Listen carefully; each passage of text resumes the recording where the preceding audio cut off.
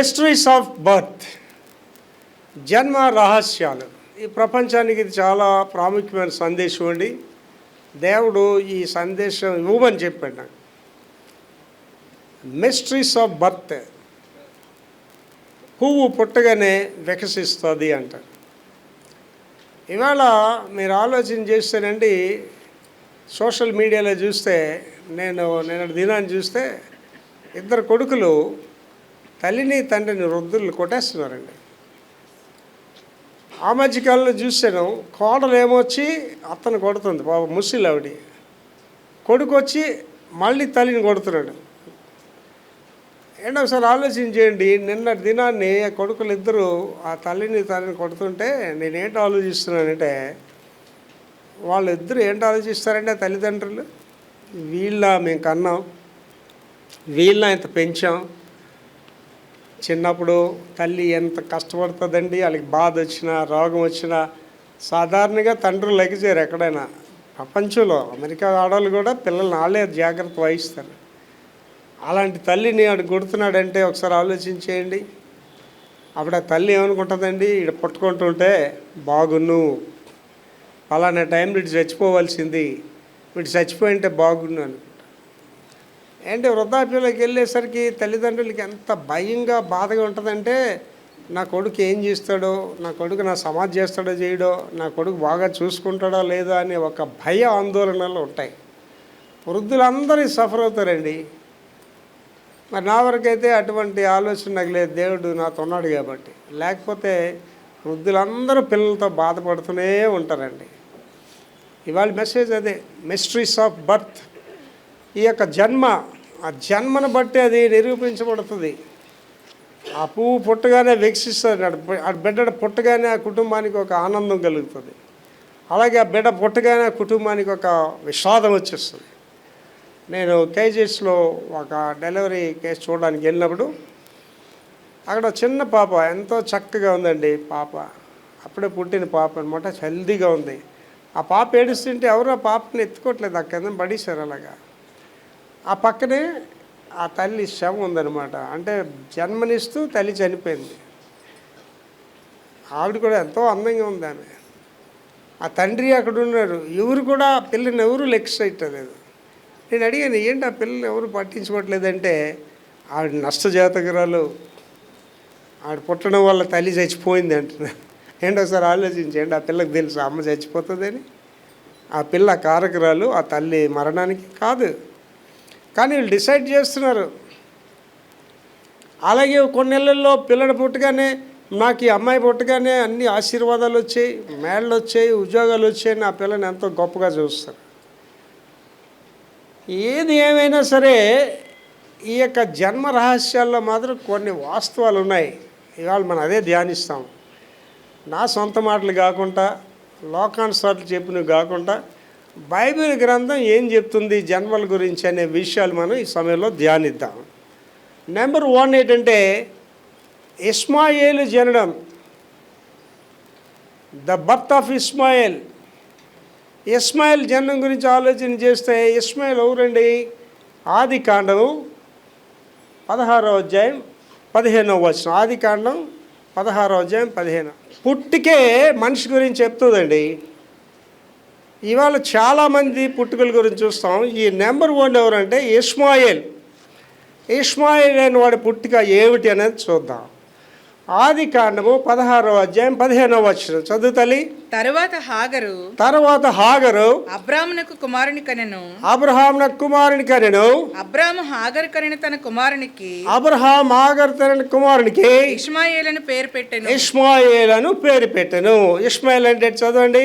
ఇష్మాయేలు అంటే దేవుడు విన్నాడు లేదా దేవుడు వింటాడు. ఇష్మాయేల్ అనే మాటకు అర్థం ఏంటంటే దేవుడు విన్నాడు లేదా దేవుడు వింటాడు. దీనికి ఇష్మాయేల్ క్యారెక్టర్స్, వాటి యొక్క లక్షణాలు ఏంటి చెప్తున్నారండి. ఆదికాండం 16:12వ వచనం మొదటి భాగం చదువురా. అతడు అడవి గాడిద వంటి మనుష్యుడు.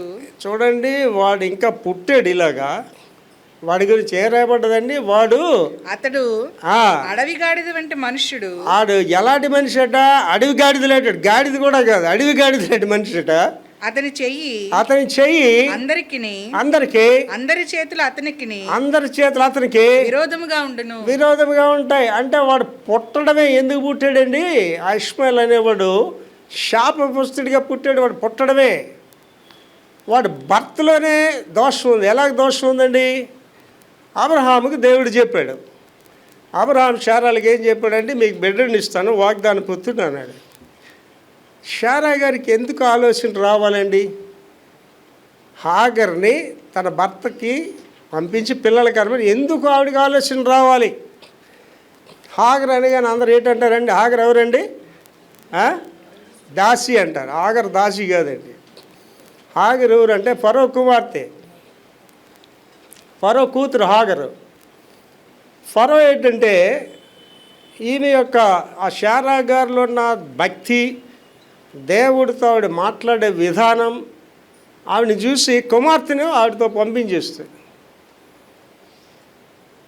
అక్కడ మళ్ళీ తెలివితేటలు వాడింది శారా గారు. భర్త దగ్గరికి పంపించినప్పుడు మామూలు వాళ్ళని ఆర్డినరీ స్త్రీని పంపించి ఎవరిని పంపించారు? రాజకుమార్తెనే పంపించింది. కారణం ఏంటంటే వంశోద్ధారకుడు అవ్వాలి వాడు. కానీ వాడు పుట్టగానే ఏం చెప్తున్నాడండి? వాడు అడవి గాడిద స్వభావం కలిగిన వాడు. ఏమండి, ఆవిడ ఎందుకు అలా చేసిందో తెలియదు శారా గారు. అబ్రహాం మరి విశ్వాసులకు తండ్రి ఎందుకు అలా ప్రవర్తించాడో నాకు ఇప్పటికీ అర్థం కాదు. అబ్రహాము శారాలు చేసిన చిన్న తప్పు ప్రభు రాకడ వరకు కూడా ఈ యొక్క ముస్లిమ్స్ అనే వారి ద్వారా విశ్వాసులకు ఎప్పుడు కూడా పోరాటమే. ఇవాళ ఉగ్రవాదులు ఎవరండి? ముస్లిమ్సే. ఇవాళ ఇశ్రాయేల్ దేశంతో యుద్ధాలు చేసినది ఎవరండి? ముస్లిమ్సే.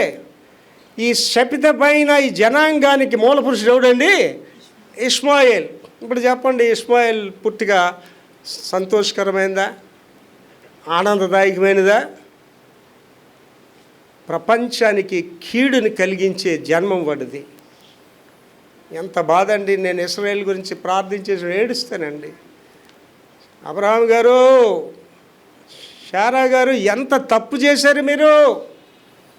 ఈ ప్రపంచానికి ఒక శపితమైన బిడ్డని మీరు ఇచ్చారు. వాడి జనాంగం వేళ దేవుని బిడ్డలు హింసిస్తున్నారు. ఏర్పాటు చేయబడిన బిడ్డలతో యుద్ధాలు చేస్తున్నారు. ఇవాటికి వాళ్ళు ఉగ్రవాదులు ఎవరండి? తాలిబాన్స్ ఎవరండి? వీళ్ళందరూ ముస్లిమ్సే. కనుక ఈ ముస్లిమ్స్ గురించి ఏటి రాస్తాడండి? ఇంకా చాలా రాస్తాడు. ఏటి రాస్తాడంటే వాళ్ళు ఎడమ చేతి ఓటమి కలిగిన వారు అంటాడు. మీరు ముస్లిమ్స్ చూడండి, ముఖం మనలా కడగరు, ఇలా కడుగుతారు. ముస్లిమ్స్తో మాట్లాడండి, మనలా మాట్లాడరు, తేడాగా మాట్లాడతారు. నాకెవరు ముస్లిం ఫ్రెండ్స్ కూడా లేరు నాకు. కారణం ఏంటంటే వాళ్ళ బర్త్లోనే మిస్టేక్ ఉంది, వాళ్ళ జన్మలోనే పొరపాటు ఉంది. అబ్రహాము శారాలు చేసిన దోషం ఇవాళ ప్రపంచానికి ఎలాగుందంటే ఒక శాపభరితంగా ఉంది. ప్రపంచం ఎదుర్కొంటుంది వాళ్ళ సమస్యల్ని. కనుక మొట్టమొదటి జన్మంలోనే ఇష్మాయిల్ అనేవాడు ఒక జనాంగాలకి, అండ్ అధిక శాతం కదండి ముస్లిమ్స్, ప్రపంచంలో అధిక శాతం ముస్లిమ్స్. వీళ్ళందరి గురించి అండి వీళ్ళిద్దరూ దేవుడికి లెక్క చెప్పాలండి. అబ్రహాము శారాలు నాకు పరలోక రాజ్యం వెళ్ళిన తర్వాత నాకు అనిపిస్తుందండి, అమ్మా శారమ్మ ఎంత తప్పు చేసావే నువ్వు. అబ్రహాం గారు ఎంత తప్పు చేశారు సార్. మీరు వాడికి ఇచ్చిన భర్త వల్ల, పుట్టుక వల్ల ప్రపంచానికి మీరు శత్రువులు తయారు చేశారు. ఇశ్రాయేల్ జనాంగానికి శత్రువులు తయారు చేశారు. ప్రపంచానికి ఉగ్రవాదులు మీరు అందించారు. దీనంతటికీ మూల పురుషుడు ఎవడండి? ఇష్మాయిల్. ఇప్పుడు ఆలోచించండి, ఇష్మాయిల్ జననం అది మనకు సంతోషకరమైందా? ప్రపంచానికి ఆనందకరమైందా? అదేంటండి పాస్టర్ గారు, పిల్లడు పుడితే సంతోషించాలి కదా, పిల్లడు పుడితే వేడికలు చేసుకోవాలి కదా. కానీ వీడి పుట్టికి వేడిక అనేది లేదు. వాడు పుట్టడమే శపితుడిగా పుట్టాడు. వాడు పుట్టడం వల్ల దేవుని ప్రజలకి ఆటంకంగా జన్మించాడు. వాడు ప్రపంచానికే ఒక కీడుగా జన్మించాడు అండి. ప్రభు రాకడ వరకు వాడి జనాంగాన్ని ప్రజలు ఎదుర్కోవాలి. నెక్స్ట్ ఇస్సాకు జననం, ఈయన అబ్రహాం పుట్టినోడే. ఆదికాండం 21:3. అబ్రహాము తనకు పుట్టినవాడును, అబ్రహాము తనకు పుట్టినవాడును, తనకు శారా కనినవాడునైనా, శారా కనినవాడునైనా తన కుమారునికి ఇస్సాకు అని పేరు పెట్టెను. ఇస్సాకు అని పేరు పెట్టెను. దైవిక వాగ్దానంగా జన్మించాడు. దైవిక వాగ్దానంగా జన్మించాడు. ఇస్సాకు ఎలా పుట్టాడండి? వీళ్ళ పుట్టలేదు. అక్రమ సంతానంగా, ఒక పద్ధతి లేని రీతిలో పుట్టలేదు. ఇస్మాయిల్గా పుట్టలేదు. ఎలా పుట్టాడండి అని మళ్ళీ చదవమా? దైవిక వాగ్దానంగా జన్మించాడు. దైవిక వాగ్దానంగా జన్మించాడు. ఇస్సాకు అంటే నవ్వు అని అర్థము. నవ్వు అని అర్థము. దేవుడు వాగ్దానం చేశాడండి. మీరు గమనించుకోండి, వాగ్దాన పుత్రులు అనేవారు ఎప్పుడు వాగ్దాన పుత్రులే. దేవుడు చెప్పాడు, ఎఫ్ఎస్సి పత్రిక 1 చూస్తే, అనాది సంకల్పంలోనే మిమ్మల్ని క్రీస్తు చేసి రక్తంలో విలువ పెట్టుకున్నాను అంటాడు. చూడండి, అదే తండ్రికి పుట్టాడు ఇస్మాయిలు, శాపగ్రస్తుడిగా ఉన్నాడు. అదే తండ్రికి పుట్టాడు ఎవడండి? ఇస్సాకు, ఆశీర్వాదకరంగా ఉన్నాడు. తర్వాత నెక్స్ట్ జనరేషన్లోకి వెళ్తే ఏశావు జననం. ఏశావు అనేవాడి గురించి ఆదికాండము 25:25లో ఏశావు జననం గురించి చెప్తున్నాడు. చదువు తల్లి. మొదటివాడు ఎర్రనివాడిగా బయటికి వచ్చెను. ఎర్రనివాడిగా అంటే ఏశావు గారు ఎర్రనివాడిగా పైకి వచ్చాడట. అతని ఒళ్ళంతయు, ఏశావు ఒళ్ళంతయు రోమ వస్త్రం వలె ఉండెను గనుక, రోమ వస్త్రం వలె ఉండెను గనుక అతనికి ఏశావు అని పేరు పెట్టి, అతనికి ఏశావు అని పేరు పెట్టాడు. అంటే ఆ రోమాలు కలిగిన వాడు కాబట్టి ఏశావు అని పేరు పెట్టారు. ఏశావు ఇస్సాకు మరియు రెబ్కా దంపతులకు పుట్టిన మొదటి కవల. అంటే ట్విన్స్ అనమాట. ట్విన్స్లో మొదటి వాడు ఎవరంటే ఏశావు. తర్వాత చదువు తల్లి. అతని పేరు ఎదోముతో కూడా ముడిపడి ఉంది. ఎదోముతో కూడా ముడిపడి ఉంది అంటే ఎరుపు. ఎదోము అంటే ఎరుపు. ఏశావు జనాంగాన్ని ఎదోమీయులు అంటారు. ఎడోమోయిస్ అంటారు. ఎదోమీయులు. యాకోబు జనాంగాన్ని ఇశ్రాయేలీలు అంటారు. తర్వాత వారి పోరాటము గర్భంలోనే ప్రారంభమైంది. ఎక్కడ ప్రారంభమైంది? కడుపులోనే గుద్దులాడించుకుంటున్నారు. కడుపులోనే పోరాటం ప్రారంభమైంది. ఇది వారి జీవితకాల శత్రుత్వాన్ని ముందే సూచించింది. అంటే కడుపులో యుద్ధం చేస్తుంటే ఆగలేదటండి వీళ్ళిద్దరిదిని. జీవితకాలం పోరాడుతూనే ఉన్నారు. ఉపధ్యాయ గ్రంథం అండి నాకు ఇష్టమైన గ్రంథం అండి. 1 అధ్యాయం ఉంటుంది, 21 వచనాలు. అందులో ఏంటంటే ఎదోమీయుల గురించి, ఇశ్రాయేలీల గురించి ఉంటుంది అన్నమాట. ఎదోమీయులు అంటే ఎవరండి? ఏశావు సంతతి. ఇశ్రాయేలీలు ఎవరండి? యాకోబు సంతతి. వాళ్ళిద్దరి గురించే ఉంటుంది. ఆ ఎదోమీయులు ఎంత దుర్మార్గులు అంటే, ఎదోమ్ అంటే వాళ్ళు పెట్రోస్, వాళ్ళ క్యాపిటల్ రాయి. ఆ కొండ మీద నుంచి ఆ శత్రువులు చెప్తున్నాగా, మా తమ్ముళ్ళు వాళ్ళు అక్కడ దాగున్నారు మా తమ్ముళ్ళు, వాళ్ళు వెళ్ళి చంపియండి అని చెప్తుంటారు అనమాట. అహంకారులు ఎదోమీయులు. 4వ వచనం అండి, చాలా నాకు దాని మీద చాలా ప్రసంగాలు చేశాను. 4వ వచనం ఏంటంటే, ఉపధ్యాయ 4 ఏంటంటే, ఆకాశం మట్టుకు నువ్వు హెచ్చించబడుదువా, పాతాళంలోకి నేను దోసేస్తాడండి. యుద్ధం గురించి చెప్తున్నాడు. ఇదేంటన్నాడండి లాస్ట్లో అక్కడ ఏమన్నాడండి? ఈ శత్రుత్వం జీవితకాల శత్రుత్వం అంట. అలా పోరాటాలు ఆడుకొని వస్తూనే ఉన్నారు. లాస్ట్ సీడేట్ తెలుసండి. అంటే చాలామందికి బైబిల్ చరిత్ర తెలియదు చాలామందికి. ఇప్పుడు నేను చెప్పాను కదా ఎవరి గురించి, దాసి అన్నారు కదా ఆవిడ, ఆఖరి దాసి కాదని చెప్పాను కదండి. ఈ సంగతి చాలామందికి తెలియదు. ఒకసారి నేను ఒక బర్త్డే ఫంక్షన్కి వెళ్తే ఒక పాస్టర్ గారు హేరోదు బర్త్డే గురించి చెప్తున్నాడు. నా పక్కన కూర్చొని పాస్టర్ అంటున్నాడు, అదేంటండి ఆ పాస్టర్ గారు హేరోదు బర్త్డే గురించి చెప్తున్నాడు, హేరోదు అన్యుడు కదా అన్నాడు. నేనండి మీరు పాస్టర్ గారేనా అని అడిగాను. పాస్టర్ గారు హేరోదు అన్యుడని ఎలా చెప్తున్నావు అని అడిగాను. అది హేరోదు కూడా తెలియదు. అడిగి హేరోదు ఎవరంటే ఎదోమీయుడు హేరోదు, ఏశావు సంతతి వాడు. అండి ఆ లాస్ట్ సీన్ అండి చాలా క్లైమాక్స్గా ఉంటుంది అనమాట. హేరోదు ఎదుటిగా యేసు ప్రభు నిలిచెను. యేసు ఏదైనా ఒక సూచక్రియ చేస్తాడేమో అని హేరోదు ఆసక్తికి వచ్చు. హేరోదు ఎవరండి? యేసు ప్రభుకి అన్నయ్య. ఈ సంగతి తెలియదు చాలామందికి. బైబిల్ చరిత్ర తెలియదు. ప్రతివాడు పాస్టర్ అయిపోతారండి ఈ మధ్యలో. అది చాలా అండి. ఆ దృశ్యం నేను చూసినప్పుడు ఈ మాట నాకు జ్ఞాపకం వచ్చింది. ఏంటమ్మా, వారి జీవితకాల శత్రుత్వం ఎక్కడ స్టార్ట్ అయిందండి? వీళ్ళ యుద్ధం ఏసావు యాకోబుల దగ్గర స్టార్ట్ అయింది. అది అలా కొనసాగించుకొని ముగింపు ఎక్కడికి వచ్చిందండి? హేరోదు ఇక్కడ నిలబడ్డాడు, ఏసావు సంతతి వాడు, ఎదోమీయుడు. ఎదురుగా ఎవరున్నారండి? యేసు ప్రభు ఉన్నాడు. ఆయన ఎవరండి? ఇశ్రాయేలీయుడు. అంటే అన్నదమ్ములది అక్కడతో ముగిసింది. ఆ తర్వాత ఇంక ఎదోమీయులు లేరు. అలాగే జలప్రలయానికి కారకులైన వాళ్ళు కూడా లేరు ఈవేళ. నెఫీనీలు వాళ్ళు లేరు ఈవేళ. చాలా అంతరించిపోయారు. వాళ్ళ సంగతి పక్కన పెట్టండి. యేసు ప్రభు బిడ్డల మీద తిరుగుబాటు చేసిన సామ్రాజ్యాలే పోయారు. రోమా సామ్రాజ్యం పోయి అందరూ పోయారు. సామ్రాజ్యాలే పోయాయి. నీ పనికి వాళ్ళని లీడే మాత్రం అండి. భారతదేశంలో వాళ్ళు చర్చిలను ఎక్కడ ఆపిస్తారండి? క్రైస్తవతను ఎక్కడ ఆపగలరు? వాళ్ళు ఆగిపోతారు, వాళ్ళే పోతారు. ఉండరాలు జ్ఞాపకానికి కూడా రారు వాళ్ళు. నేను చెప్తున్నాను, రాసుకోండి మీ బైబిల్. అందరూ ఇప్పుడున్న సోకాల్ లీడర్స్ అందరూ జైలుకి పోయే రోజు చాలా దగ్గరలో ఉందండి. మన దేవుడు ఎవరండి? రౌద్రం కలిగిన దేవుడు, ఎర్ర సముద్రంలో పాయలుగా చేసిన దేవుడు, ఎరుకో గోడలు కూల్చిన దేవుడు, అద్భుతాలు చేసిన దేవుడు. ఎవరు నిలబడతారండి యేసు ప్రభు ఎదురుగా? రాజులే నిలబడలేకపోయారండి. వీళ్ళే మాత్రం అండి. దేవుని గారికి ఎవరు కావాలండి? పౌరుషం కలిగిన వాళ్ళు కావాలి. కనుక ఎదోమీయులు అనేవాళ్ళు యేసు సంతతి. వాళ్ళు శత్రుత ఎక్కడ ముగిసిందండి? హేరోదు యేసు ప్రభుతో ముగిసింది. యాకోబు జననం ఆదికాండము 25-26. యాకోబు జననము. తరువాత అతని సహోదరుడు బయటకు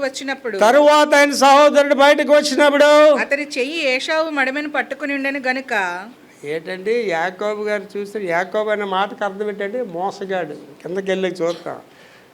ఏంటంటే కడుపులో శుభ్రంగా రావచ్చు కదా, కడుపులో యుద్ధాలు చేసుకోవడం కాకుండా ఈడు ముందెళ్ళిపోతాడేమో కాలు పట్టుకున్నాడు. అంత తెలియనండి. ఒకసారి ఆలోచించండి యాకోబు గురించి. ఒకరోజు యాకోబు గురించి ధ్యానిద్దామండి. అంటే ఎంత ఇంటెలిజెంట్ ఫెలో ఆలోచించండి. కొంతమంది చిన్నపిల్లలు మీరు గమనించండి, పెద్దోళ్ళకి ప్రవర్తిస్తారు, ముసలోళ్ళ మాట్లాడడం, ముసలి చూపులు చూడడం. చిన్నపిల్లలతో గమనించండి. కొంతమంది ఆశ్చర్యవేస్తుంది, చిన్నపిల్లలని ఆశ్చర్యం వేస్తుంది. చదవమా. అతని చెయ్యి ఏశావు మడమెను పట్టుకొని ఉండేది కనుక అతనికి యాకోబు అని పేరు పెట్టబడి, కాలు పట్టుకున్నాడు కాబట్టి యాకోబు అని పేరు పెట్టారట.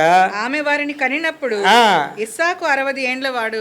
తర్వాత యాకోబు ఏశావు, ఇస్సాకు మరియు రెబ్కాకు జన్మించారు. పెద్దవాడు చిన్నవాడికి సేవ చేస్తాడని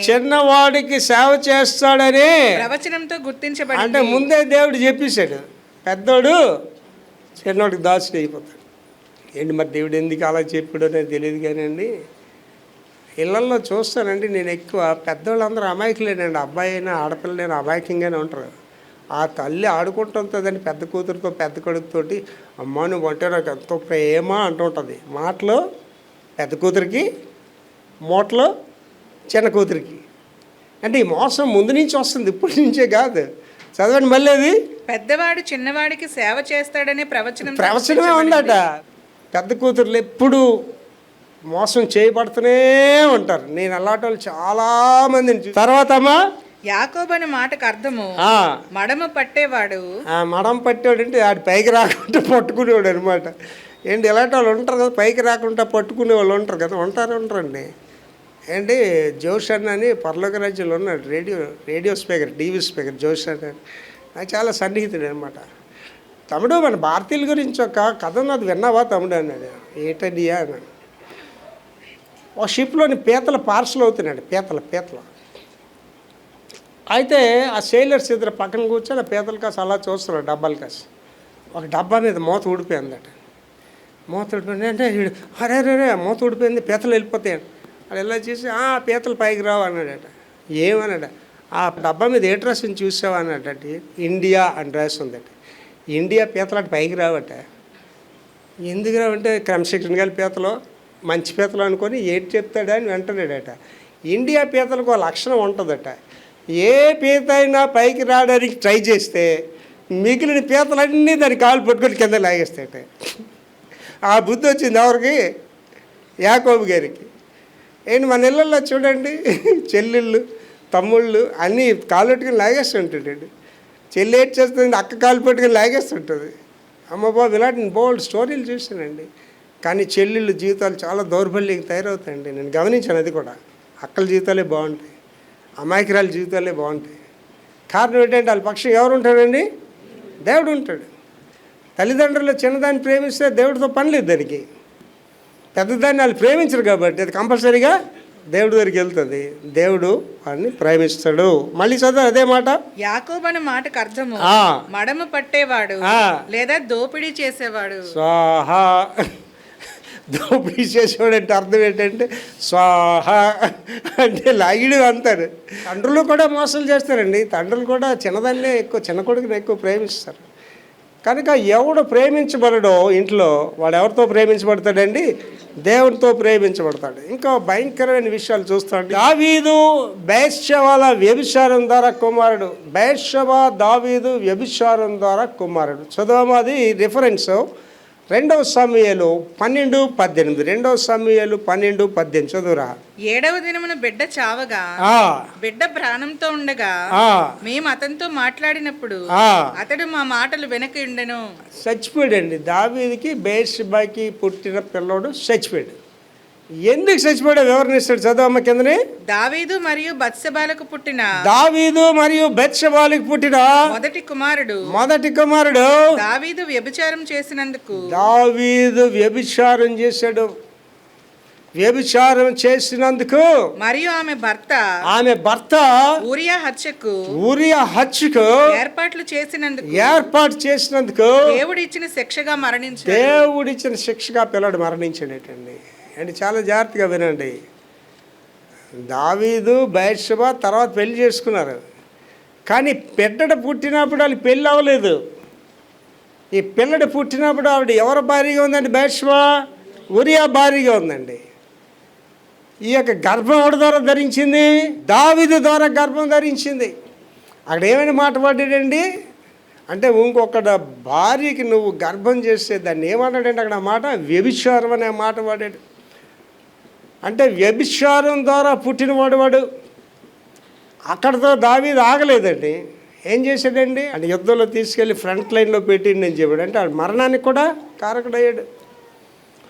ఏమండి, దేవుడు సేవకు వాడుకోవాలంటే, దేవుడు ఒకరిని ఆశీర్వదించాలంటే భర్త కూడా క్రమంగా ఉండాలండి, పుట్టికి సరిగా ఉండాలి అండి. చాలామంది తండ్రులు పిల్లల్ని చాలా ప్రేమిస్తారు. తల్లి గ్యారెంటీ అండి, ఈయనకే పుట్టాడు, ఈ కొడుకు ఈవిడికే పుట్టాడు, ఈ కూతురు ఈమెకే పుట్టింది గ్యారంటీ. తండ్రి గ్యారంటీ కాదు. తండ్రి ఏంటండి? నమ్మకం. తండ్రి నమ్మకం. తండ్రులు ఏంటండి? ఎవడి వల్ల పుట్టిన పిల్లడు నీడెత్తుకుంటాడు, ఆడిస్తుంటాడు, అమ్మాయి నీడెత్తుకుంటాడు, ఆడిస్తుంటాడు. పెద్ద అయిన తర్వాత వాళ్ళు వాడికి శత్రువులుగా తయారవుతారండి. మీతో చెప్తున్నా, ప్రపంచంతో చెప్తున్నానండి, పిల్లలు తండ్రిని ప్రేమించలేకపోతున్నారంటే వాళ్ళకి పుట్టిన పిల్లలు కాదండి. మీరు గమనించి చూడండి, కూతురికి తండ్రి అంటే ప్రాణం ఉంటుంది, కొడుక్కి తండ్రి అంటే ప్రాణం ఉంటుందండి. ఆడు తండ్రిని ప్రేమించలేకపోతున్నాడంటే దానికి అర్థం ఏంటంటే it's not the biological son, వాడి వల్ల పుట్టినవాడు కాదు. ఇది ఎక్కడ బైబిల్ చరిత్రలోనే ఉన్నది. ఎవరు పుట్టాడండి ఆ పిల్లడు? మరొకటి భార్యకి పుట్టాడు. అందువల్ల దేవుడు అక్కడ ఏమంటున్నాడండి? వ్యభిచారం చేశాడు. తర్వాత ఏమంటున్నాడండి? హత్య చేశాడు. దాని కారణం వల్ల ఏమిటంటే ఆ పిల్లాడు చచ్చిపోయాడు. God kill that boy. ఇక్కడ ఉన్న వాళ్ళందరితో చెప్తున్నాండి, దేవుడు అందరినీ సేవలో వాడుకోడు, దేవుడు అందరినీ ఆశీర్వదించడండి. ఆలోచన చేసుకోండి. కనుక your birth will speak about you. నీ బిడ్డకి జన్మను ఎలాగిచ్చావు నువ్వు? ఆ తండ్రికి నువ్వు బిడ్డనిచ్చావా? లేకపోతే తండ్రి పేరు వాడుండి ఈ పిల్లడికి తండ్రి వేరేగా ఉన్నాడా? ఏమేడండి ఆ పిల్లోడు? చనిపోయాడు. ఈ డైడ్. ఇది ఇంకొక చిత్రమైన బర్త్. యోధా ఇస్కరియోతు శాపగ్రస్తమైన జననం. ఆ యోధా ఇస్కరియోతు అనేవాడు పుట్టికే శాపమటండి. చదవమది. బైబిల్ యోధా శాపగ్రస్తమైన జననం గురించి ప్రస్తావించలేదు. ఈ బైబిల్లో యోధా శాపగ్రస్తమైన జననం, వీళ్ళందరి గురించి రాయబడి, ఇష్మాయిల్ గురించి రాయబడ్డది, దావీదు వాళ్ళకి కలిగిన పిల్ల ఇలా చచ్చిపోవడం అని ఇక్కడ అలా రాయబడలేదు. కానీ యేసు ప్రభు గారు స్వయాన్ని చెప్పారండి. మత్తయి సువార్త 26-24లో యేసు ప్రభు గారు స్వయాన్ని చెప్పారండి యోధా భర్త గురించి. చదువుమా. మనుష్య కుమారుని గూర్చి వ్రాయబడిన ప్రకారం, మనుష్య కుమారుని గురించి రాయబడిన ప్రకారము ఆయన పోవచ్చున్నాడు గాని, ఆయన పోతున్నాడు గాని ఎవని చేత మనుష్య కుమారుడు ఎవని చేత మనుష్య కుమారుడు అప్పగింపబడినో ఆ మనుషునికి శ్రమ, ఆ మనుషునికి శ్రమ, ఆ మనుష్యుడు పుట్టి ఉండని ఎడల వానికి మేలని చెప్పాను. అంటే ఒరే ఇస్కరియోతు యోధా నువ్వు పుట్టకుంటుంటే బాగుండురా. ఏంటి మనం ఒకసారి అనుకుంటాం కదా, మన ఇళ్ళల్లో పిల్లలు చేసే పనులకి వాళ్ళు తెచ్చి అపకీర్తికి ఇక్కడ పుట్టుకుంటుంటే బాగును, ఈ కూతురు నా పుట్టుకుంటుంటే బాగుండు అనుకుంటారు. ఇస్కరియోతు యోధా జననానికే ఎవరు చెప్పారండి? డైరెక్ట్గా యేసు ప్రభు గారే చెప్పారు. ఒరే నువ్వు పుట్టకుంటుంటే బాగున్ను అంటే such a cursed death. And ఇస్కరియోతు గురించి ఆలోచించండి. ఆ మీదన ఏమన్నాడు మళ్ళీ చదవండి. బైబిల్ యోధా శాపగ్రస్తమైన జననం గురించి ప్రస్తావించలేదు. రైట్, కంటిన్యూ చదవండి. మనుష్య కుమారుని గురించి రాయబడిన ప్రకారము ఆయన పోవచ్చున్నాడు గాని. ఏంటి యోధా కాకపోతే ఇంకోటి అప్పగిస్తాడు ఆయన్ని. అది అక్కడ ప్రభు చేరితే నువ్వు కాకపోతే ఇంకోటి చేస్తాడు ఈ పని. ఆయన ప్రవచన ప్రకారంగా రాయబడిన ప్రకారం వెళ్ళిపోతాడు. కానీ ఎవని చేత మనుష్య కుమారుడు అప్పగింపబడుచున్నాడు, ఎవడి చేత అయితే దేవుడు యేసు ప్రభు గారు అప్పగింపబడతాడో ఆ మనుషునికి శ్రమ. శ్రమ అండి. ఏంటి ఒకసారి ఆలోచించండి. ఇక్కడ ఉన్న వాళ్ళందరితో ప్రపంచంతో నేను మాట్లాడుతాను. కాపర్లారా, మీరు ప్రభుకి ఇష్టలుగా లేకపోవచ్చు కానీ దౌర్భాగ్యాలుగా ఉండకండి.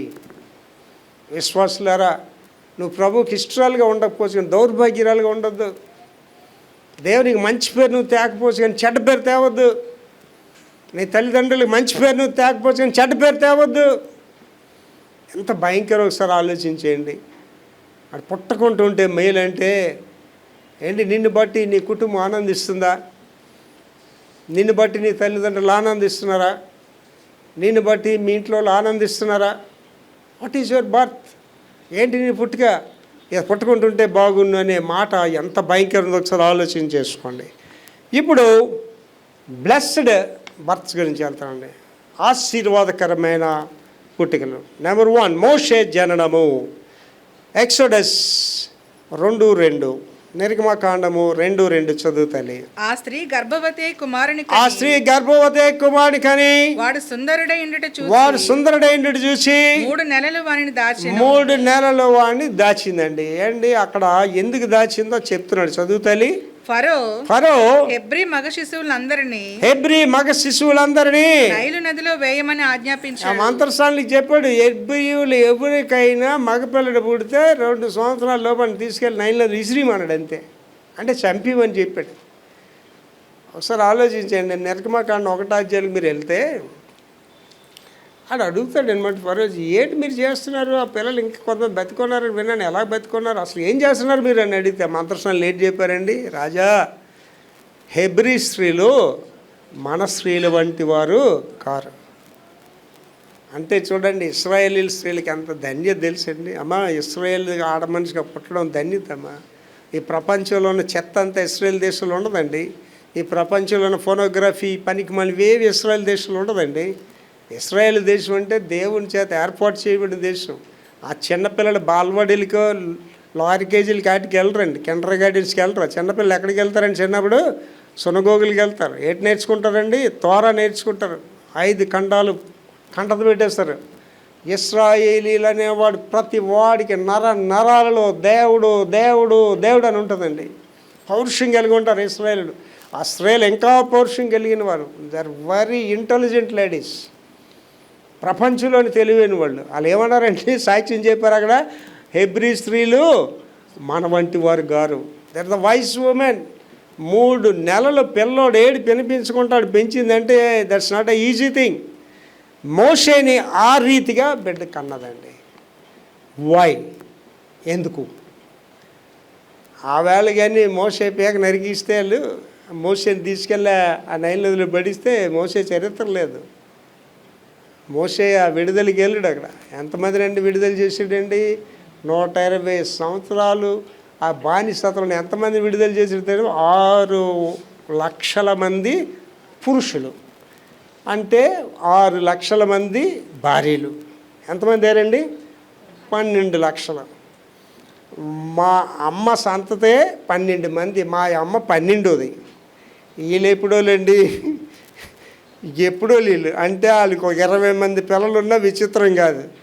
నేను 10 మందో మా అమ్మ వాళ్ళ కుటుంబంలో 12 మంది వేయకుండా 5 వేసానండి. 5 వేస్తే కుటుంబానికి 6 లక్షల మందికి ఇంటూ 5 ఎంత అయిందండి? 6 × 5 30 లక్షలు. 30 లక్షలని 12 లక్షలు ఎంత అయిందండి? 42 లక్షలు. తక్కువలో వేసానండి నేను, తక్కువలో అంటే తక్కువలో ఒక 40 లక్షల మందిని నడిపించడానికి ఒక విమోచకుడండి పుట్టాడు ఆవేళ. ఏ లీడర్ బోర్న్ దేర్. అది చచ్చిపోతే ఎలాగా? అది చంపిస్తే ఎలాగా? He must leave, God wants him. అండి నా మాటలు వింటున్న వాళ్ళకి ఈ మధ్యకాలం చాలామంది పిచ్చి కూడా వచ్చేస్తుంటుందండి. ఏంటి పాస్టర్ గారు ఏమైనా పాస్టర్ గారు అంటే మా అయ్య నీకు పిచ్చి పట్టించినట్టు భక్తి పిచ్చి అంటుంటారు. ఏమంటున్నాను తెలిసింది దేవుడి గురించి? జీసస్ వాంట్స్ మీ అంటున్నాను. యేసు ప్రభుకి నేను కావాలి అంటున్నానండి. ఎందుకు కావాలి? మనస వాచ కర్మ దేవుడు దేవుడు దేవుడు అనే జీవిస్తున్నానండి. లాస్ట్ వీక్ నేను మన పాప హైదరాబాద్ ఉంది, పాప చాలా తెలివైన పాపలు మాట్లాడుతూ నేను చెప్పానమ్మా, జనవరిలో 14వ తారీఖుని విజయవాడలో పాస్టర్ కాన్ఫరెన్స్ పెడుతున్నా, మే నెలలో గుంటూరులో పెడతాను తల్లి. వచ్చే సంవత్సరం 2027 ఢిల్లీలో 500 మంది పాస్టర్కి పెడుతున్నాను తల్లి. చాలా కాస్ట్లీ కాన్ఫరెన్స్, 500 మంది పాస్టర్కి 20 లక్షలు అవుతుంది దాన్ని ఖర్చు అని చెప్పి. ఆవిడ ఏదో మాట్లాడేసి ఏమన్నదంటే, ఈ వయసులో ముసలికాలంలో ఎలా రెస్ట్ తీసుకుందామా, ఎక్కడ ఉందామా, విశ్రాంతిగానే ఆలోచిస్తారు, మీరేంటి ఎలాగ ఆలోచిస్తున్నారు అన్నది. నేను విన్నట్టుగా, అమ్మ ఎవరితో నువ్వు మాట్లాడుతున్నావమ్మా అన్నాను. మీతోటేనండి పాస్టర్ గారు. ఎవరో ముసలోడు, నేను ముసలోడిని కాదమ్మా అని చెప్పాను. నేను ముసలోడిని కాదు, నేను నడి వయసులో ఉన్నాను, నడి యవ్వనొస్తుండండి నేను ఇంకా 48 సంవత్సరాలు బ్రతకాలి, ఇంకా సగం బ్రతకాలి. నేను 48 సంవత్సరాలు బాగా నేను ముసలోడిని ఎందుకు అయ్యానమ్మా? అమ్మ నువ్వు నా గురించి అయితే ఆ మాట వివరించుకో అని చెప్పానండి. అంటే అర్థం ఏంటి తెలుసండి, ఆ అమ్మాయి అన్నది తప్పు కాదు, నేనన్నది తప్పు కాదు. ఇక్కడ అర్థం చేసుకోవాల్సింది ఏంటంటే 73 సంవత్సరాల్లో నాకేమున్నదండి? దేవుడు పని చేయాలి, పరిగెట్టాలి, దేవుడి కొరకు జీవించాలి. ఇలాగ ఎంతమందికి ఉందండి? ఏంటి వేల కోట్ల ఆస్తులు ఉన్న సేవకులు ఉన్నారండి. ఎవరికైనా ఒకడికి ఉందా? ఢిల్లీలో 500 పాస్టర్ కాన్ఫరెన్స్ పెట్టాలని ఎవరికైనా ఉన్నదా? దేవుడు నాకు ఇచ్చాడండి. అది ఒక ఢిల్లీలోనే కాదండి, ఢిల్లీ అయిన తర్వాత కలకట్టాలో, బాంబేలో, నాగపూర్లో, కటక్లో, బెంగళూరులో, మెడ్రాస్లో, ఈ పెద్ద సిటీస్ అన్నింటిలో పెట్టాలండి సంవత్సరానికి ఒకటి కాన్ఫరెన్స్. పాస్టర్స్తో మాట్లాడాలి, పాస్టర్స్ ఉజ్జింప చేయాలి. ఏంటి ఇక్కడ ఉన్న వాళ్ళందరూ జాగ్రత్తగా ఆలోచించండి. ప్రపంచంతో మాట్లాడుతాను, జాగ్రత్తగా వినండి. దేవుని నేత్రాలట భూలోకం అంతా సంచారం చేస్తుంటాయట. నా గురించి ఎవరైనా అమ్మాయి జీవించడానికి సిద్ధంగా ఉందా? నా గురించి ఎవరైనా అబ్బాయి జీవించడానికి సిద్ధంగా ఉన్నాడా? నాలటోళ్ళు చూసటండి దేవుడు మురిసిపోతాడు. అవును అక్కడున్నాడు, అక్కడున్నాడు. అరే నువ్వు ఢిల్లీలో పెడతావు, అరే నేను వద్దన్నా సరే వెళ్ళిపోతానంటున్నాడు. ఆడికి ఎంతసేపు నాధ్యాసే మురిసిపోతాడటండి దేవుడు నాలటోళ్ళు చూసి. అది నిన్ను చూసి ఎందుకు మురిసిపోకూడదు? నీ గురించి నేను జీవిస్తానమ్మా, జంతువులు కూడా వాటి గురించి అది జీవిస్తున్నాయి. నీ గురించి నువ్వు కష్టపడితే జంతువులు కూడా వాటి గురించే కష్టపడుతున్నాయి. What you are doing for the God? 24 గంటల్లో దేవుడి గురించి ఏమైనా ఒక్క మంచి పని చేస్తున్నావా? దేవుడి గురించి ఏం చేసావో అదే పరలోక రాజ్యాల ఆస్తి. ప్రభువా నేను చాలా కష్టపడ్డాను ప్రభువా, ఉద్యోగంతో జీవితం అయిపోయింది ప్రభువా, ఆ వ్యాపారంలో ఏంటి నేను పని చేసుకోవాలి, అందరికి జీతాలు ఇవ్వాలి, ఆ పనులు అవుతున్నాయా లేవా చూడాలి, ఆ కంపెనీ అంతా నేనే చూసుకోవాలా, టైం దొరికితే సేవ చేద్దాం అనుకున్నాను కానీ ప్రభు సడన్గా తీసుకెళ్ళిపోయాడు ప్రభువా. నేను బాగా ఎరిగినోడండి, సామాన్యమైన స్థితి నుంచి అండి. మా నాన్నగారు ఆయన షిప్ యార్డ్లో ఒక టెంపరీ దాంట్లో ఒక వెల్డర్గా ఏది వేసారండి. వాడు ఏ స్థాయికి వెళ్ళిపోయాడంటే 40 ఎకరాల స్థానం కొని గార్డెన్లు పెట్టుకొని ఉన్నతమైన స్థాయికి వెళ్ళిపోయాడండి. నేను అడిగితే ఎప్పుడో మాట చెప్తుండేవాడిని, అరే తమ్ముడు ఏటి సంపాదించాను కాదురా, దేవుని గురించి ఏం చేస్తామన్నది ఇంపార్టెంట్ రా. అరే దేవుని గురించి ఏదైనా చెయ్యరా అంటే చేస్తానని అది చేస్తాను తీసుకెళ్ళిపోయాడు దేవుడు. నేను ప్రార్థన చేసేటప్పుడు పరలోక రాజ్యం తెరబడి అని చూశానండి. నాతో మాట్లాడుతున్నాడు వాడు. అనియా మీరు చెప్పినప్పుడు నేను వినిపించుకోలేదు, మీరు చెప్పినప్పుడు నేను వినిపించుకోలేదు. ఏంటి నాకు స్నేహితుడు, మంచి స్నేహితుడు ప్రతాప్ పాత్ర అని ఇప్పుడు అమెరికాలో ఉన్నాడు. ఆయన ఒరిస్సా దేశంలో ఆ బౌడిముండ అనే ఏరియాలో సేవ చేసి, ఒక ట్రైబల్ ఏరియాలో మేము నేషనల్ యూత్ కాన్ఫరెన్స్ పెట్టినప్పుడు సెయింట్ జాన్ చర్చ్లో నేనే ఆర్గనైజర్ని. ఇది చాలా కాలం క్రితం స్టోరీ. అప్పుడు నాకు 27 సంవత్సరాల వయసు, అంటే ఇప్పటికి సుమారుగా ఒక 50 సంవత్సరాలు ఆ టైంకి. ఆయన ఆ ఒరిస్సాలో పనిచేసేటప్పుడు చనిపోయాడటండి. చనిపోతే ఇంకా అందరూ సమాధి ఏర్పాట్లన్నీ చేయడానికి అంతా మాట్లాడుకుంటుంటే అరగంట తర్వాత లెగిసి కూర్చున్నాడు. వాళ్ళకి ఎవరికి అర్థం కాలేదు ఎందుకు చనిపోయాడు ఏంటి అని అడిగితే, అప్పుడు పాత్ర వాట్ హ్యాపెన్, ఏమైంది నువ్వు చనిపోయి ఏంటి అరగంట తర్వాత మళ్ళీ వచ్చావంటే, ఈ అరగంట ఎక్కడికి వెళ్ళిందట, ఆత్మ దేవుడు నరకంలోకి తీసుకెళ్ళాడట. ఆ నరకం అంతా సంచారం చేసి చూస్తున్నదట ఆత్మ, నరకం అంతా. ఏంటి నేను పరలోక రాజ్యం వెళ్ళింది, నా ఆత్మ పరలోక రాజ్యం వెళ్ళింది, నేను పరలోక రాజ్యం చూశాను నేను. ఆ నరకం అంతా చూస్తుంటే ఆయనకి అందులో ఇంట్రెస్టింగ్ది ఏటో అది చెప్పాడండి. అది అలా ఒక ఈ మాత్రం ప్రదేశంలో ఇస్కరియోతు యూదా అలా తిరుగుతున్నాడట, ఇలా తిరుగుతున్నాడు, అలా తిరుగుతుంటాడ. ప్రభువా నాకు 30 వెండి నాణేలు వద్దు, ప్రభువా నాకు 30 వెండి నాణేలు వద్దు, ఒక తరుణి ప్రభువా, ఒక తరుణి ప్రభు అంటున్నాడట. అంటే ఇక్కడ ఉన్న వాళ్ళు అందరితో చేస్తున్నాను, నా మైక్ ఇంటి వాళ్ళతో చేస్తున్నాను. కాల విలువ నీకు తెలియకపోతే కష్టాల పాలైపోతావు. ఇవాళ ఒక రోజు దేవుడితో అన్ని జనాంగంతో గడిపితే ఆ రోజు మళ్ళీ నీకు రాదు. Leave for Jesus today. ఏంటి నేను ప్రయాణం చేశానా, ప్రభు గురించే ప్రయాణం చేశాను. విహారయాత్రలో విలాసాలకి నయా పైసా ఖర్చు పెట్టను నేను. I spend every money for God's works. I spend every minute for the God. ప్రతి గడియ దేవునికే ఖర్చు పెడతాను, ప్రతి నయా పైసా దేవునికే ఖర్చు పెడతానండి. That is vector Prabhakar. And vector Prabhakar దేవుడు వాటినికే దీవించట్లేదు. మొన్న దైవ సేవకులతో బ్రేక్ఫాస్ట్కి వెళ్ళాను. అందులో దైవ సేవకుడు నన్ను అడుగుతున్నాడు, అయ్యగారు మీరు దశంభాగం దేవుడికి ఇస్తారు. ఎవరు దశంభాగం లేటరా? అవన్నీ దేవుడు వేరా, నా సమస్తం దేవుడిది, నీకు దశంభాగాలు లేటరా అని అడిగాడు. కాల్గేట్ దొరగారు, కాల్గేట్ టూత్ పేస్ట్ ఉంది కానీ మనం వాడుతాం, ఆ దొరగారి పేరు అది. కాల్గేట్ దొరగా ఈ వాటికి కాల్గేట్ కంపెనీ వాళ్ళు రాబడిలో 10 వంతుల్లో 9 వంతులు దేవుడికి ఇచ్చేస్తాడండి, 1 వంతు ఆయన ఉంచుకుంటాడండి. ఈ వాళ్ళకి దేవుని కొరకు జీవించే మహానుభావులు ఉన్నారండి.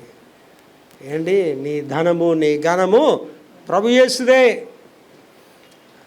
మన దేహాలు దేవుడివి, మన సమయం దేవుడిది, మన డబ్బు దేవుడిది. Where you are spending your time.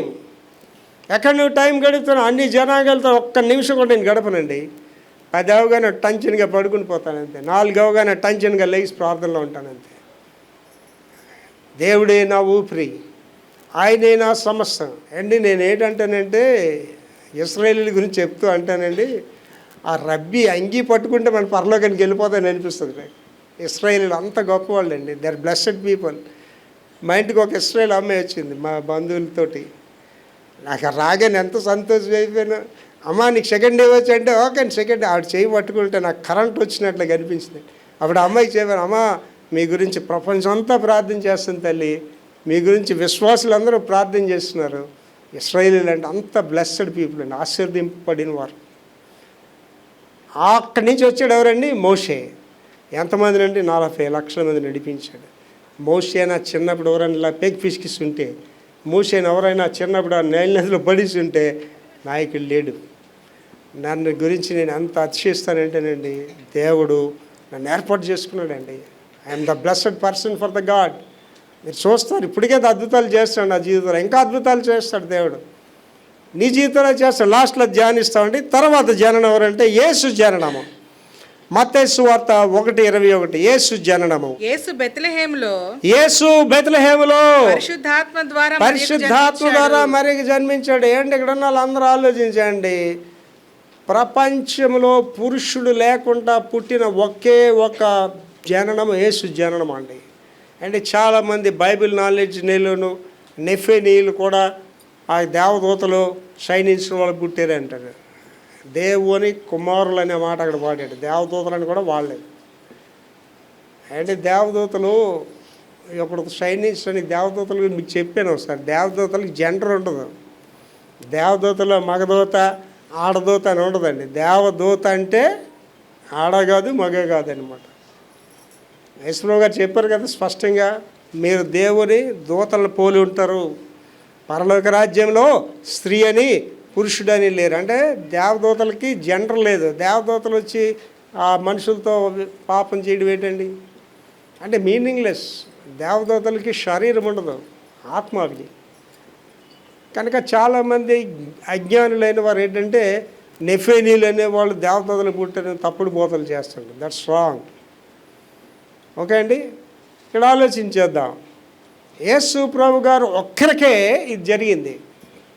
గాబ్రియల్తో తెలియంది, అమ్మా మరియా నువ్వు గర్భం ధరిస్తావు అని అడిగిన ఆడు గుండెలో రాయిపెడిపోయింది. కారణం ఏంటంటే పెళ్ళి కాకుండా పిల్లలు పుడితే వాళ్ళు లేట్ చేయమని ఉంది ధర్మశాస్త్రం. రాళ్లతో కొట్టి చంపియాలి. అమ్మ దేవదూత నన్ను రాళ్ళతో కొట్టి చంపించడానికి ప్లాన్ వేసుకొచ్చావని అడగొచ్చు కదా. అప్పుడు అంటే చెప్పింది, నేను పురుషుని ఎరగని దాన్ని నేను ఎలాగో మెడలుగా అంటే ఇవాళ అంత అన్యాయం అండి. పెళ్ళి కాకుండా పిల్లల తల్లి అయిపోతున్నారు. ఏమమ్మంటే సహజీవనం అట. పెళ్ళి కాకుండా ఆ పిల్లల్ని ఎత్తుకొని మళ్ళీ సమాజంలోకి వస్తుంటారు. ఏంటి నేను చెప్తున్నాను కదా, అలాంటి పిల్లలు దుర్బీచులు అండి. అలాగే ఎవరు పడతారో వాళ్ళ సమాజాన్ని దుర్బీచులుగా మారిపోతారు వాళ్ళు. కారణం ఏంటంటేనండి ఆశీర్వాదకర జన్మలు కావు. ఒక్క యేసు ప్రభు గారికి జన్మించింది. చదవ మళ్ళీ ఆ మాట. యేసు బెత్లెహేములో పరిశుద్ధాత్మ ద్వారా మరియకు జన్మించాడు. పరిశుద్ధాత్మ ద్వారా జన్మించాడు. దీని మీద నేను ఒక మెసేజ్ ఇచ్చానండి. బ్లడ్ ఆఫ్ జీసస్ అని. అంటే యేసు ప్రభు గారు ఆ యొక్క శిలువ మరణం పొందిన ప్రదేశాల్లో ఆ యొక్క భూగర్భ పాచికలు వెళ్ళి శోధించి ఒక చిన్న రక్తపు ఒక డాట్ని పట్టుకున్నారు, దొరికిందండి. ఇది ఎవరిదై ఉంటుందా అని టెస్టులు చేశానంటే మనిషి బాడీలో 23 ఆడవాళ్ళు 23 మగవాళ్ళ క్రోమోజోమ్స్ ఉంటాయి. యేసు ప్రభు గారు బ్లడ్లో 24 క్రోమోజోమ్స్ ఉన్నాయి. అంటే ఏంటండి, తల్లి అయినా మరియు 23 ఉండి పరిశుద్ధాత్మ ఒక క్రోమోజోమ్ ఉంది అండి. సైంటిఫిక్గా ఏమండి, నేను ఇక్కడ మధ్యలో చాలామంది పనికి మళ్ళీ దేవుని సేవకులని పిచ్చి వాగుళ్ళు వాగి చంపబడుతున్నారండి. ఏమండి, నేను యేసు ప్రభు నిజమైన దేవుడని నా జీవితం ద్వారా, నా అనుభవం ద్వారా, బైబిల్ చరిత్ర ద్వారా, సైన్స్ ద్వారా నిరూపించగలనండి యేసు ప్రభు నిజమైన దేవుడని. వాళ్ళు నిరూపించారు అక్కడ.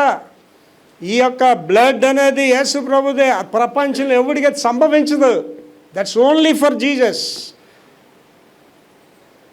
ఆ రకంగా ప్రభు జన్మించాడండి. రెఫరెన్స్ చూడండి, మాథ్యూ 1:21. ఆమె ఒక కుమారుని కనును. ఆమె ఒక కుమారుని కంటది. తన ప్రజలను వారి పాపముల నుండి ఆయన రక్షించును గనుక ఆయనకు యేసు అని పేరు పెట్టుదువనెను. అయినా ఒకసారి మీరు ఇక్కడ ఆలోచించండి. మోషే గురించి ధ్యానించాం కదా, యేసు ప్రభు గారి గురించి ధ్యానించండి. అప్పుడేం చేశాడండి, ఏరోదు ఏం ఆజ్ఞ చేశాడండి, 2 సంవత్సరాల చిన్నపిల్లల్ని మగ పిల్లలు చంపిమన్నాడు. ఏంటి పొరపాటుని దొరికిపోయారు అనుకోండి, ఈయన రక్షకుడు అని తెలుస్తుంది వాళ్ళకి, ఈయన యేసు ప్రభు అని తెలుస్తుంది. చిన్నపిల్లడు నరికేస్తారు అంతే. ఏంటి దేవుడు ఆ బిడ్డని అలా కాపాడాడండి. నేను మొన్న ఒక అమ్మగారు నాతో మాట్లాడుతుంటే మరియ గురించి వర్ణించాను. ఆడవాళ్ళు ఇక్కడ ఉన్న వాళ్ళందరూ ప్రపంచంతో ఆడవాళ్ళు మీరు ధన్యులు, యు ఆర్ గ్రేట్, చాలా గొప్పవాళ్ళమ్మా మీరు. ఒక మనిషికి జన్మనిస్తారు మీరు. You are great persons in the world. దేవాది దేవుడు కూడా నారో రూపంలో రావాలంటే ఒక అమ్మాయిని ఎంచుకున్నాడు ఆయన, లేకపోతే ఆయనకి దారి లేదు. What a great people you are. ఒకసారి ఆలోచించేయండి. ఏంటి, యేసు ప్రభు గారిని సిలువ వేసేటప్పుడు అత్యధికంగా బాధపడింది ఎవరంటే మరియేనండి. అత్యధికంగా. అది ఒక తల్లికి తెలుస్తుందమ్మా. నీ కొడుకు యాక్సిడెంట్ అవుతుంది చూసావా, తండ్రి అనేవాడు సానుభూతి చూపిస్తాడు, తల్లి ఎక్కువగా బాధపడుతుంది. కారణం ఏంటంటే వాడికి జన్మనిస్తుంది. 9 నెలలు వాడిని గర్భంలో ఉంచి కని తన ప్రాణాన్ని కూడా అక్కడ అడ్డుపెట్టి ఆ బిడ్డనికి జన్మనిస్తుందండి. ఆ బుల్లి చేతులు ఏంటి, ఆ చిన్న చేతులు పట్టుకొని ఎంత మురిసిపోయింటుంది కదా చిన్నవాడు. బుల్లి యస్సు దా బుల్లి చేతులు, ఆ చేతుల్లో మేకలు కూడా ఎంత ఏడుస్తుందండి. అండి మీ ఇంట్లోనే ఎవరికైనా యాక్సిడెంట్ రక్తం కారుతుంటే ఆనందిస్తారా మీరు? మీ హృదయాలు పగిలిపోతాయండి. అండ్ ఒకసారి నా కొడుకుని కలవరి చర్చ్లోనే నేను ఒక మంచి మీటింగ్ రన్ చేస్తున్నాను అనమాట. అంటే ఇప్పుడు జాగ్రత్త, చిన్నపిల్లడు కదా, ఒకడు అల్లరోడు వచ్చి ఆయన తీసుకెళ్ళి సైకిల్ మీద తీసుకెళ్తే ఇటు సైకిల్ వీళ్ళకి చేయి కాలు పెట్టేసాడు. అటు కాలు చూడండి మరక ఉంటుంది, ఇప్పటికి మచ్చ ఉంటుంది, రక్తం వచ్చింది. ఆ మీటింగ్ దగ్గర తీసుకొస్తే ఎంత ఏడ్చానండి. ప్రభా నేను నీ పని చేస్తుంటే వీడికి దెబ్బేటి ప్రభా అండి. మన పిల్లలు రక్తం కారితే మనం చూడలేమండి, మన బిడ్డలు బాధపడితే చూడలేం. ఆ తల్లి ఎంత మదనపడి ఉంటుందో ఒకసారి ఆలోచించండి. ఆ కాళ్ళల్లో బుల్లి నడకలు నడిచి ఆ కాళ్ళల్లో మేకులు కొడుతుంటే మరి ఎంత ఏడ్చి ఉంటుందండి. తన కాళ్ళలో మేకులు కొట్టినట్టు ఫీల్ అయి ఉంటుంది మరి. అలాంటి పరిస్థితుల్లో నుంచి ఆ బిడ్డని కాపాడిందండి. లేకపోతే ప్రపంచానికి రక్షకుడు లేడు. ఆవేళ మోషే తల్లి ఆమెను కాపాడకపోతే 40 లక్షల మందికి విమోచకుడు లేడు అక్కడ. దట్స్ అ వాల్యుబుల్ బర్త్స్ అండి. ఫైనల్ జాగ్రత్తగా ఆలోచించండి. మీ పుట్టుక గురించి బైబిల్ ఏం చెప్తుంది? మీ పుట్టుక గురించి అసలు మీరేమనుకుంటున్నారు? What you are thinking about your life? ఎందుకమ్మా పుట్టావు? గాడిదా ఎందుకు పుట్టావు? ఎందుకు పుడతాను? వెళ్ళేటప్పుడు మాసిపోయిన బట్టలన్నీ వేస్తారు మీదని, అట్నుంచి ఉతికిన బట్టలు మోసుకొని వచ్చేదను. ఎందుకే పుట్టావు గాడిదంటే అగ్గిలోకి బొగ్గులోకి వెళ్ళడానికి పుట్టానంటది. కొంతమంది వెళ్ళి అడగండి, ఎందుకమ్మా పుట్టాను అంటే, ఎందుకు పుట్టాను? చేపలు వేపుకొని తినాలి, మాంసం వేపుకొని తినాలి, చక్కగా రంగులు రాసుకొని ఊరి మీదకి వెళ్ళిపోవాలి, డ్యాన్సులు వేసుకోవాలి. అది ఆవిడ జన్మాని యొక్క ఆ ధ్యేయం అంతే. ఎందుకు బతుకుతున్నా? ఒరే ఎందుకురా పుట్టావు? ఏముంది సార్, ఎప్పుడు సాయంత్రం అవుతుంది అని చూస్తుంటాను సార్. ఏడు చేస్తారా సాయంత్రం అయితే? డబ్బులు లేకపోతే మా ఆవిడ దాచిన డబ్బులు కూడా ఎత్తుకెళ్ళిపోయి ఉన్నారా లేరు అలాంటి ప్రబుద్ధులు? భార్య దాచుకున్న నగలు ఎత్తుకుపోయిన వాళ్ళు ఉంటారు, భార్య దాచుకున్న డబ్బులు ఎత్తుకుపోయిన ఉంటారు. నేను ఎరిగిన ఒక నికృష్టుడైన భర్త అయితే బియ్యం అమ్మేసుకొని ఇంట్లో నూనె అమ్మేసి కూడా తాగేసివాడటండి. ఆడి దగ్గరికి వెళ్ళి, ఏట్రా నీ జీవిత గమ్యం అంటే, మంచి సారా తాగాలనే గమ్యం సార్. ఏటే నీ జీవిత గమ్యం అంటే, ఎంతమందితో తిరిగితే అంత బాగుంటుంది దాని గమ్యం అది. Is that the life? దానికా నువ్వు జన్మించావు? ఏం తిందుమో ఏమి త్రాగుదమో ధనవంతుడు ఏమన్నాడండి? నా ప్రాణమా తినుము తాగుము సుఖించుము. వీళ్ళందరూ చేసి పనికి మళ్ళీ వీళ్ళందరూ చేసి పబ్బులు క్లబ్బులు చేస్తున్న పనులు అవేనండి. నిర్దేవులు వీళ్ళందరూ కూడా దేవుని ఎరిగిన వారు కాదు. ఏంటి నన్ను ఎవడని కోట్లు ఇచ్చి కూడా క్లబ్కి తీసుకెళ్ళాడండి. నన్ను ఎవడని కోట్లు ఇచ్చి ఒక అన్యులతో తీసుకెళ్ళాడండి. I will never go. Every minute God has given to on the face of that is a valuable. దేవుడు నీకు ఇచ్చిన ప్రతి గడియ వజ్రం కంటే, ప్లాటినం కంటే, బంగారం కంటే విలువైనదండి. Every minute is the valuable. You have to live for God. You have to live for God. Number 1 చదువు తల్లి. జననం దైవిక బహుమతి. జననం అనేది దైవిక బహుమతి. నిన్ను కుక్కగా నువ్వు ఒక ఆవుగా పుడితే నిన్నెవడు లైక్ చేస్తాడండి? ఒక మనిషిగా పుట్టడం అనేది, మానవ జన్మ అనేది చాలా విలువైందండి. మానవ జన్మ చాలా విలువైంది. ఒక గేదె దగ్గరికి వెళ్ళి, హలో మిస్సెస్ గేదె గారు ఎందుకు జీవితున్నాడు తక్కువ పుడుతుంది మనల్ని. దానికి ఒక దిశ ఉండదండి. That's an animal. ఏంటి ఇక్కడ కూర్చుని మీకు ఒక దిశ లేకపోతే వాటికి మీకేం తేడా ఉందా? అండి వెక్టర్ ప్రభాకర్ అని వాడి దగ్గరికి వచ్చి అడిగాను, ఎందుకు సార్ జీవిస్తున్నారండి? అమ్మ విజయవాడలో కాన్ఫరెన్స్ పెట్టేయాలమ్మా, అమ్మ గుంటూరులో కాన్ఫరెన్స్ పెట్టేయాలమ్మా, అమ్మ అందరికీ స్వార్థ ప్రకటించాలమ్మా, అడిగినోడికి స్వార్థ అంటే నాకు ఎంత భారము బాధ్యత మంట ఉందండి నా హృదయంలో. My heart is burning for the God's works. నా హృదయం మండుతున్న దేవుడి పనుల గురించి. రాత్రి 3:30కే లెగిసిపోయి ప్రార్థన చేసుకుంటున్నా. 3:30కే లెగిసిపోయి, ప్రభువా కార్యాలు చేయండి ప్రభువా, మీ సేవలో వాడుకోండి ప్రభువా, నన్ను కాపాడండి ప్రభువా, నన్ను నడిపించండి ప్రభువా అని ప్రార్థన చేస్తున్నాడు. మనస వాచ కర్మన వెక్టర్ ప్రభాకర్ ఎందుకు జీవిస్తున్నాడంటే is living for the God. చదవమేటమా. జననము దైవిక బహుమతి, జీవితం పవిత్రమైనది. ఈ పవిత్రమైన జీవితాన్ని మనం ఏం చేస్తున్నామండి? అపవిత్రం చేసేసుకుంటాం. ఈ దేహాలు ఊరువండి దేవుని ఆలయాలు. నీవుడు రా దేహంలోకి వైన్ పంపించడానికి. నీకేం హక్కు ఉంది ఈ దేహంలోకి నువ్వు సారా పంపించడానికి? నీకేం హక్కు ఉంది దేహంలో పొగ పంపించడానికి? నీకేం హక్కు ఉంది ఈ దేహంతో నువ్వు పాపాలు చేయడానికి? You have no right. నీ దేహం మీద నీకు అధికారము లేదు, మీరు దేవుని సొత్తు అంటున్నాడండి. తర్వాత మీరు పుట్టక ముందే దేవుడు మిమ్మల్ని ఎన్నుకున్నాడు. ఏంటో ఒకసారి ఆలోచించండి. ఇప్పుడు బర్త్స్ గురించి చెప్పే కదా, ఒకటి పుట్టడం వల్ల ఇంట్లో కలతలు వస్తున్నాయి, ఒకటి పుట్టడం వల్ల శాపం వస్తుంది, ఒకటి పుట్టడం వల్ల ఏంటి వస్తుందండి, దీవెన వస్తుంది. ఇక్కడ ఏమంటున్నాడండి, మీరు పుట్టక ముందే దేవుడు మిమ్మల్ని ఎన్నుకున్నాడు. ఎఫ్ఎస్సి పత్రికలో అదే చెప్తున్నాడండి. అనాది సంకల్పంలో నేను నేర్పండి. వెక్టర్ ప్రభాకర్ అనేవాడిని దేవుడు అనాది సంకల్పంలోనే, మా అమ్మ నన్ను 6 రోజులు చూడలేదండి పుట్టిన తర్వాత. మా మేనమామ చెప్పాడు, చిట్టి నువ్వు వాడిని తృణీకరిస్తున్నావు, వీడు గొప్ప దైవసేనుడు, 6వ రోజు నా గురించి ప్రవచనం చెప్పాడు దైవసేనుడు. ఇవాళ ప్రపంచమంతా తిరిగి సువార్త ప్రకటించానండి. ప్రపంచానికి ఇవాళ ప్రకటిస్తున్నాను సువార్త. ఇవాళ భారతదేశంలో ఉన్న ఎంతమంది సేవకులకి నాకున్న మంట ఉంది. భారతదేశంలో పెద్ద పట్టణాలంతా వెళ్ళి 500 పాస్టర్ని ఉజ్జీంచాలని ఎంతమంది బాధ ఇవాళ భారతదేశం సేవకులకి. అంతేకాదండి నాలో ఉన్న మంట. అండ్ ఇందాకే చెప్పాను, నా ఒక్కడ వలన భారతదేశం ఉజ్జింపబడాలి అని అడుగుతున్నాను దేవుడిని.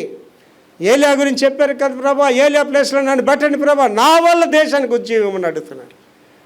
అండ్ వాళ్ళు పాస్టర్స్ కాన్ఫరెన్స్ ఎలిగెత్తి చెప్పారండి, ఢిల్లీ నగరాల్లో మధ్య నిలబడి యేసే దేవుడని నేను నిరూపిస్తానని, యేసు ప్రభు కొరకు నిలబడాలని ఉన్నదట.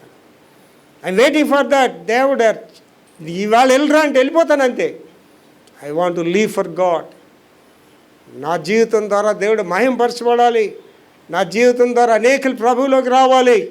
తర్వాత పాయింట్ అమ్మా, మీ జీవితానికి దేవుడు ఒక ప్రణాళిక ఒక ప్రత్యేకత కలిగి ఉన్నాడు. నీ మటుకు నువ్వు బ్రతకడానికి కాదండి, దేవుడు జీవం చేసింది నిన్ను. అండ్ మదర్ తెరీసా అన్న ఆవిడ గురించి ఆలోచించి, చిన్న ఆవిడ 4 అడుగులు ఎత్తు, ఆవిడ గురించి ఒక ప్రత్యేకత దేవుడు కలిగి ఉన్నాడు. ఆడవాళ్ళు గొప్ప విశ్వాసులు ఉన్నారండి. అన్నామణి గారు అని పెద్ద సేవకులు ఉన్నారండి ఆడవాళ్ళు. దెబోరా దేవుడు ఏర్పాటు చేసుకున్నాడు. మిరియాం దేవుడు ఏర్పాటు చేసుకున్నాడు. దేవుడు ఇక్కడున్న మీలో ఎవరిని బలంగా వాడుకుంటాడో మీకు తెలియదు. అదే చదువుతాను మళ్ళీ.